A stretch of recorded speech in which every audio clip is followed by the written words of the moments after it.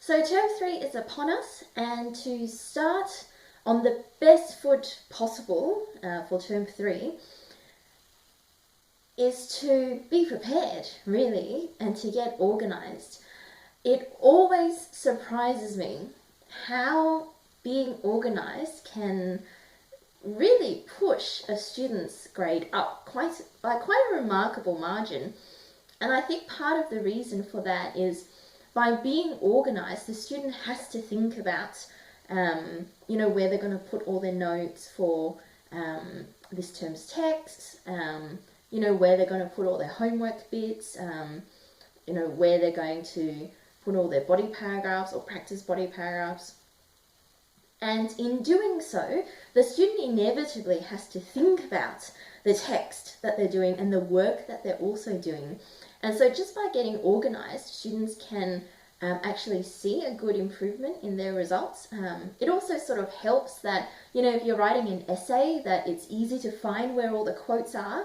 And that's super helpful. Another thing that I think would be good for a lot of students when they're tackling a new unit of study, let's say you're doing your comparative unit this term, so you're looking at 2 different texts and you're writing a comparative essay.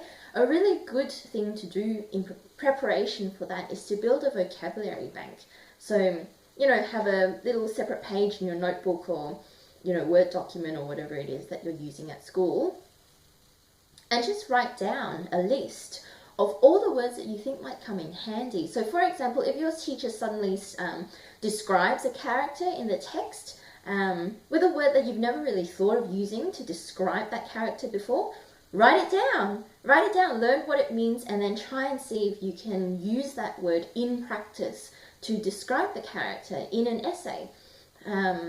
Or, if your teacher gives you a bunch of notes and you come across this description, this character profile, right, of this particular character, have a look at all the words and adjectives that are used to describe the character and jot down any that you think might be, a word that you could feasibly use in an essay to describe the character.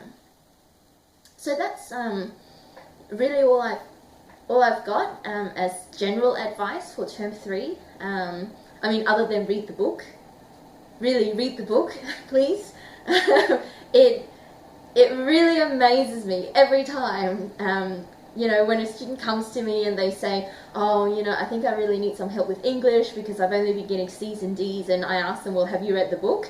And they say no, and I don't understand why it's such a surprise that they did so poorly on the test when they haven't read the book. So read the book, that's, vocabulary banks, get organised, but first of all, please read the bloody book.